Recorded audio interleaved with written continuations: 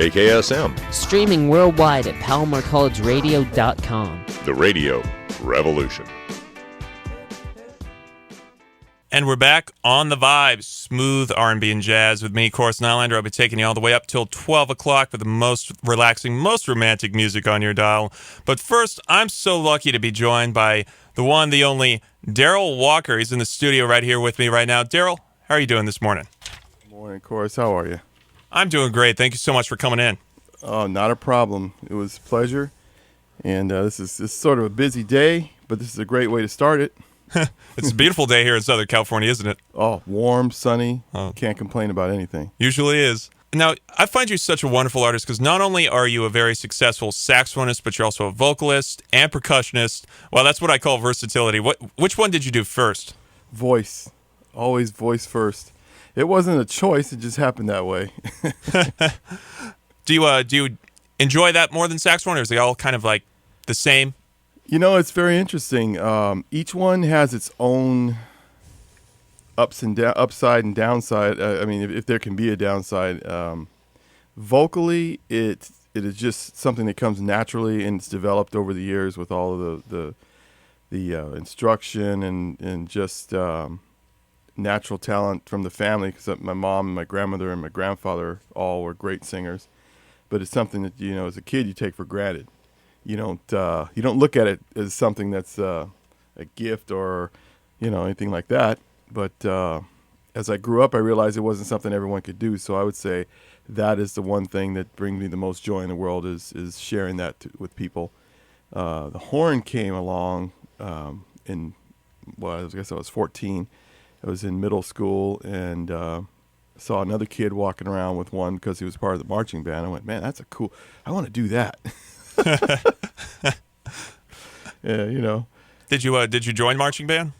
I did, as a matter of fact. My parents got me a private instructor, and I did that for a year until they couldn't afford it anymore. And then I took it from there and was self-taught mostly until I started working with another guy that I met years after that who gave me a little introduction to the jazz world. And just kept going from there, and then the percussion thing came as a result of being signed to Motown Records back in the 90s, and I fell in love with that, with hand drums. So I do the congas and bongos and occasionally timbales, whatever it's called for. Wow, that's versatility. When did you start to pursue music professionally? That would have been in 1987. I would say would have to be the year, because I had been working in a lot of bands up to that point, but none of them were what I would consider a professional group. They were all people that had fun playing music and had local jobs doing so, but none of them were serious. And the last band I left not because there were any conflicts with the personnel. It was just a matter of I wanted to really do this, and they were content just doing bars and that kind of thing, which is good if that's all you want to do. But I had more designs on getting my name out there and connecting and writing and all. I wanted to take it as far as it could go. And was there a particular reason in your life you knew music was the route you wanted to go? Was it always your path? It was, according to my mother, who's no longer with us. She told me at age 2. Now, mind you, I don't have any recollection of this whatsoever, but she told me at age 2 I was singing the song, "What's It All About, Alfie?" You know, that old jazz standard. Oh, yeah. And she said, you sang all the words to that song before you could even really speak well. She said, and it just blew me away. I had to call your grandmother, and she didn't believe it was you because she heard you, but she couldn't believe it was you singing. I said, well, I don't remember doing that, but I'll take your word for it. She said, no, you did. You really did. I said, wow. Okay. So between that and them putting me in front of the television set back when the Ed Sullivan Show was on the air, I would emulate all the artists that came on.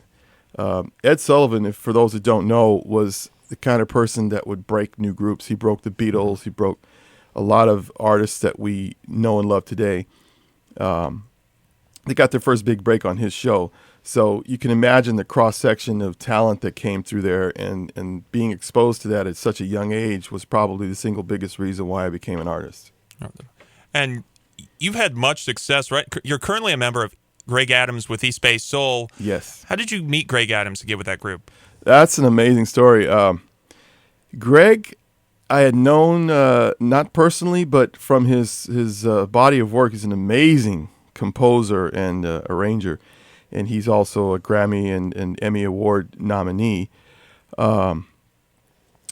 He's also a founding member of Tower Power, which is how I knew him. I knew of his work through that, mostly because he had been with that band for 25 years. Greg did the 25-year stint with Tower of Power. Forgive me, it's morning. And he then decided to do a solo career. So he took off. He decided to leave the group and pursue a solo career when he did a few albums featuring himself on trumpet. And at one point decided, I want to have a big band again. So he formed East Bay Soul. Originally, some of the members were Tom Scott, Lenny Williams from Tower of Power was the lead vocalist, and I can't remember the other characters, but I do remember those two people were in the original band, and he just couldn't quite get it all to work with the personalities. There were some conflicts there. So he went on and then got Phil Perry involved, another noteworthy, wonderful amazing vocalist. Singer. Yes. Amazing. He came on for a while and then had to go. Right after that happened, Greg decided that he didn't want to deal with what he calls the third sex. Apparently, singers can be divas, I guess. That's not true in my case from what I've been told. Thank God for that, because it explains why I've been so busy as a singer, a vocalist. We'll get back to that, I guess. But Greg then called me through process of elimination. He put the word out that he was looking for a vocalist, and a dear friend of mine, Sean Holt, who is one of the band members for the Arsenio Hall show. He's a guy with the hat that stands up in the back and plays everything from saxophone, keyboards, percussion. He sings the songs that require singing. He was also in... he was on the show in the band for the George Lopez show, and he's a noteworthy writer and singer himself. He put my name on a list of people. I guess I was at the bottom because my last name is Walker. So Greg and his wife, Andrea, they were going through this long list of people, listening, trying to find the person that they wanted to bring in. And they gave up about 3/4 of the way through and just, this just isn't working. These people, they didn't like what they heard, so I believe they kept listening after a while, came to my name and went to the website that I had been featured on and called me immediately because they were thrilled, and that was about 5 years ago. Oh, wow. So initially what he was saying was, well, I haven't had good luck with singers, and I've had a lot of problems, and, so what we're going to do on this first album is you're going to be one of 4 singers, because I need to be able to cover these dates if someone can't do something. I guess he had a lot of trouble with all that. And I said, well, Greg, that's fine, but that's not my thing. So I'm here for you. If you need me, I'm here. I'll give you first crack at whatever. And I guess he'd heard that before. But here I am 5 years later. Amazing how people connect you, when you have good friends and they're looking out for you. Yeah. Do you guys do a lot of touring? How many dates a year do you think you do? In the beginning, there wasn't a whole lot because no one really knew about the band, and quite frankly, moving 10 people around the country logistically and financially is a very big I can imagine thing to deal with. But this year we have finally, after 5 years, we have a booking agent, and we are looking at, I think, 16 dates so far, and there's going to be more coming because this company that's representing us now is getting involved, and we're getting ready to do more things. So the first thing coming up is Ram's Head on Stage in Annapolis, Maryland. That's coming up. And you mentioned you're very busy as a singer. Another element to why you might be so busy is you're also bilingual, which has allowed you to sing with world-renowned Latin artist Luis Miguel. What was that like? Oh, wow. That's kind of interesting. Luis Miguel is in my opinion, one of the most incredible vocalists ever. Simply because he has range and power and dynamics in his singing, and he really emotes when he sings a song. He doesn't just go through the motions. He's telling the story, he's feeling the story, and that's what brings people into his whole vibe. Especially the Latin women are crazy for him. He can't go anywhere or do anything. But that came about. One of the guys I was in a band with that was signed to Motown in the 90s by the name of Salo Loyal. The entire Loyal family, his brother Victor on drums for Luis Miguel, his brother Francisco, affectionately called Pancho, the lead keyboard player, musical director, and then Salo would be the second keyboard player, Pro Tools programmer, and all that. They worked with me in the Orange County area for off and on for about 10 years. We were in different bars, different corporate events, different whatever. We were playing music in several bands in the Orange County area for many years. They went on to work with Luis Miguel, and they've been with him almost 20 years now. They've been the core of his band. Decided to bring me in as a pre-production singer to showcase their songs, because Luis Miguel has this deal where when he's about to do a new record, he goes to his normal go-to people for songs, but then he also includes the band. He allows them to contribute whatever they might have. And they figure, well, shoot, man, we know a guy who can sing just like him. You know, if we just get him to sing in Spanish, and maybe Luis Miguel will look at this. And it worked. He recorded 3 of the songs we did. What I did was I just studied his style, and I sang like he would sing, and brought his vibe, brought his vibe to those demo tracks, and we were successful in getting him to record 3 of them. And how many languages are you fluent in? Just English and Spanish, or are there more? German, I knew when I was in the military in Germany, and got a chance to learn Swabish there. Oh, wow. And that's a dialect that's spoken in the southern parts of Germany, in the state of Bavaria, in Ulm, Neu-Ulm, Munich, that area. And when you're fluent in another language, is it, I don't want to say easy, but is it pretty easy to be able to sing in that language, or is it a whole another level? You know, it's in Spanish, it comes easy, because Spanish is I like to call it a romantic language. Spanish and French are really romantic languages, and they just have this feeling that comes across because of the way that the words are pronounced and the inflections and all. I never tried to sing in German other than the song "Oh Christmas Tree." "O Tannenbaum, O Tannenbaum." It just is one of those languages that's very difficult to sing in, because the articulation of the German language comes a lot from the throat. Some of the consonants, and I don't know. I wouldn't advise it for. But I would say Spanish would be the first choice to sing in a foreign language. And you've also had a success on TV. You accompanied artists on the Late Late Show with Craig Ferguson. How'd you get that gig? What a guy! Oh man, is he funny? Oh, actually, another great singer that I know by the name of Anna Gigi.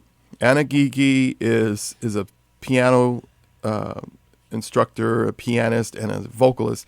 She sings the Christopher Cross when she's not doing her own thing. She's now an instructor at USC, I heard. She got a professor spot at USC, which is amazing. She called me because we had done some things together in Los Angeles, and she said, hey, I'm going to be going on the Craig Ferguson show a few times, and just want to know if you want to do it with me. And I went, of course. Who are we backing up? She said, the first one's going to be Bo Bice, this winner of a singing competition.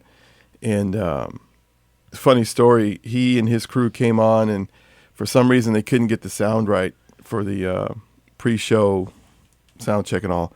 And he was singing and singing hard. And I pulled him aside and I said, I want to give you some advice. And he said, yeah, man. He was completely open to it. And he said, what's going on? I said, well, it sounds to me like by the time you actually do your performance, when they start taping, you're going to have nothing left. I said, you should let someone else in your crew check your mic before you come out. Not as a move like a diva, but just conservation-wise, you can save your vocals.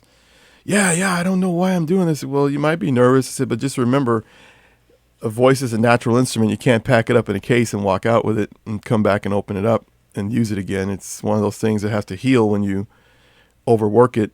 Yeah. So I would suggest not singing full voice, just, let someone else do the screaming who doesn't have to be the featured vocalist, and that way you'll have something when the show starts. And he thanked me for that, and it's just interesting. He was really open to it. I didn't expect that, but that's great. And still on TV, you've done commercial jingles. Which ones have you done that any we might know? Let's see. Some of those things never made it, but they did. They go all the way to the last round of decisions. Cheerios. There was a Honey Nut Cheerio one. Nobody can say no to a Honey Nut. Oh, Honey Nut Cheerios. It was one of those kind of things. There was one for Pringles.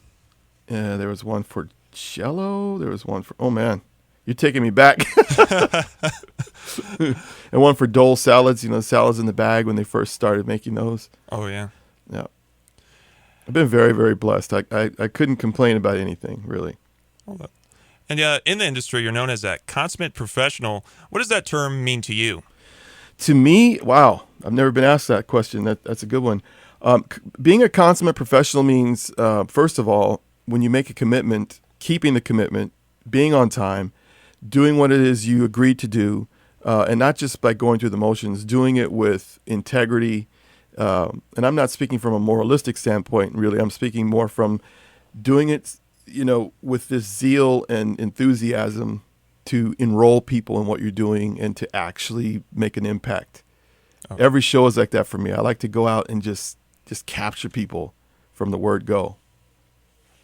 And with that, have you released any solo albums? Any solo albums yet?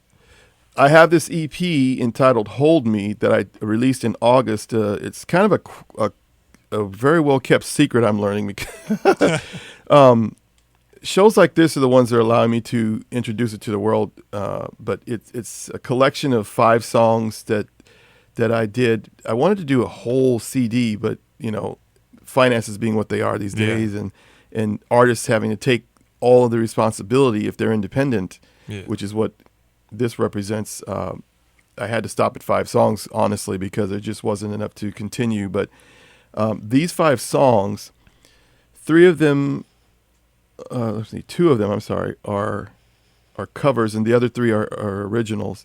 And they're so amazing because I was blessed to be able to get hold of Kevin Flournoy, a local San Diego producer, keyboard player, arranger, composer. He's one of those unsung guys that a lot of people don't know about. He's the musical director for Donny Osmond, the Pointer Sisters, and quite a few jazz people as well. But he and I have a long history of doing things together since the 90s, and we got together and decided, let's do this thing. So we took it up to, we started in his studio in San Diego. Then we took it to a studio in Pasadena. And then we wound up ultimately at Westlake Studios in LA. That place is amazing for those that have never heard of it. It's a hit factory, basically. Every popular song that's blown up has been done there. And we got some amazing production there, and love for people to hear this.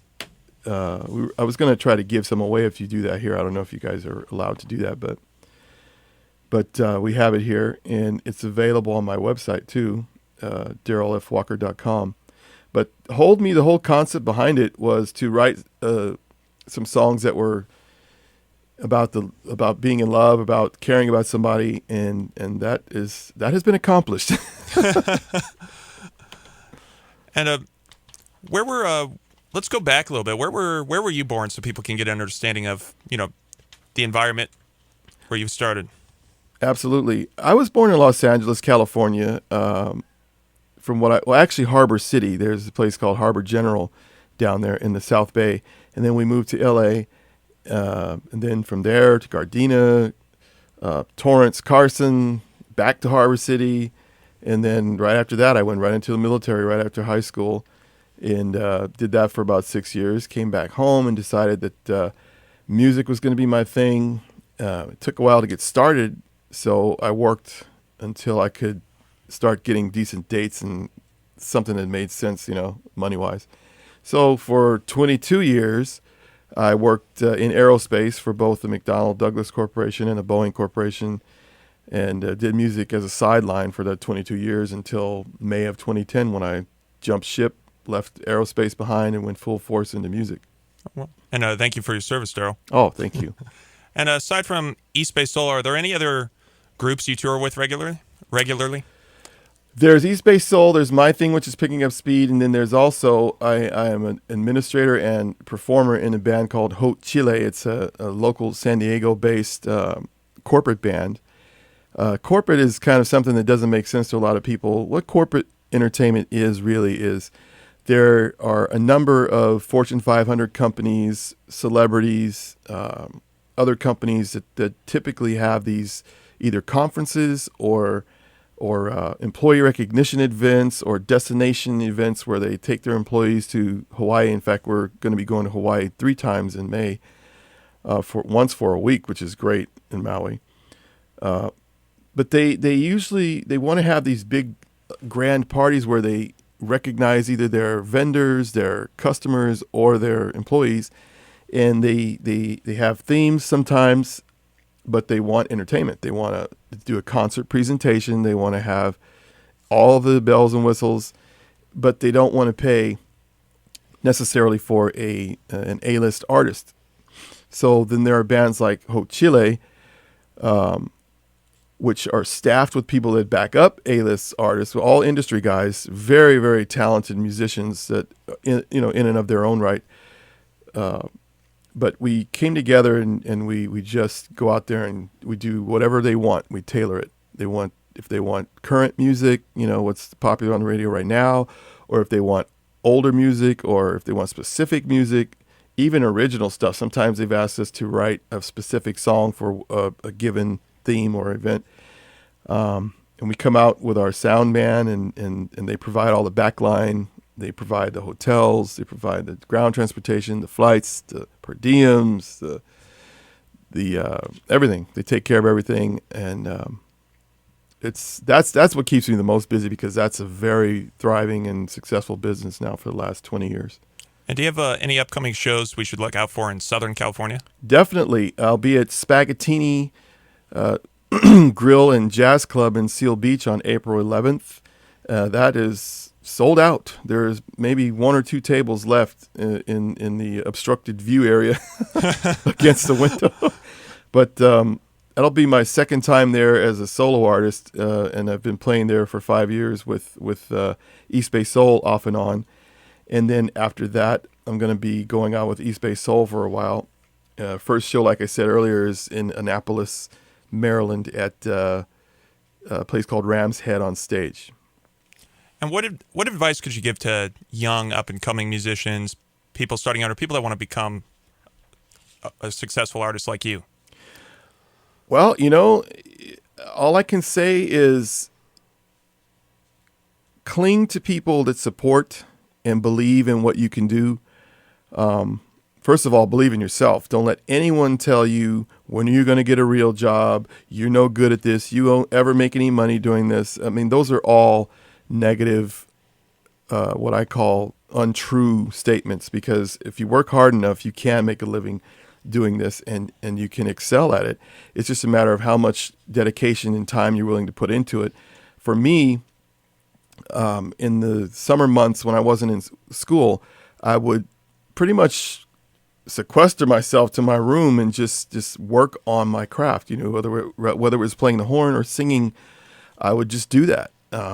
I wouldn't rip and run with all the other guys that were out there going to the mall, hanging out at the park, doing whatever. I was seriously getting into the music because it's an escape for me not from reality. It's another reality. You can go into your songs and your music and such, and it just takes you somewhere that nothing else can. Because people often tell me, "Man, you never got into any of the drugs or the alcohol thing." They say, "Wow." I say it's not difficult to stay away from that. You just need to say it's not for me and pick something that like this that allows you to express yourself and to be, like I said, in that other reality, and you can really enjoy it and touch other people in the process. It's a gift. And if people want to know more about you and your music, where can they go? They can go to darrylfwalker.com, DarrylFWalker. at darrylfwalker.com, or they can catch me on Facebook, Darryl Fitzgerald Walker. That's my personal page, or Darryl F. Walker. I have an artist page as well. So those 3 places. Thank you so much, Darryl. Is there anything else you'd like our listeners to know? I'd like you to know that you can catch me on the website, and there's tracks there you can hear. And I'm going to leave a couple CDs with chorus and whatever mechanism they have here to give them away. He can do that. And I look forward to seeing you out there at any of the venues here in Southern California or beyond. Thank you so much, Darryl. Thanks for coming on the show. What are your plans for the rest of the day?